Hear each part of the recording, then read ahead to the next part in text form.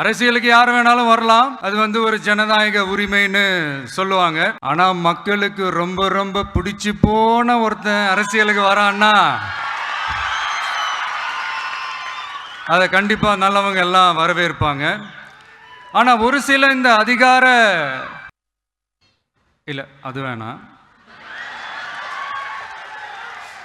ஒரு சில பேருக்கு மட்டும் கொஞ்சம் எரிச்சல் வரத்தானே செய்யும். அது இருக்கும் தானே. என்னடா இவன் திடீர்னு ஒருத்தன் என்ட்ரி கொடுத்துட்டானே, இது வரைக்கும் நாம சொன்ன பொய்யெல்லாம் நம்பிக்கிட்டு மக்கள் நமக்கு ஓட்டு போட்டுக்கிட்டு இருந்தாங்களே, ஆனா இப்ப இவன் சொல்றதெல்லாம் பார்த்தா மக்கள் மனசுக்கு ரொம்ப நெருக்கமா வேற இருக்குது. அதுவே நமக்கு ஒரு பெரிய நெருக்கடியாகவும் இருக்குது.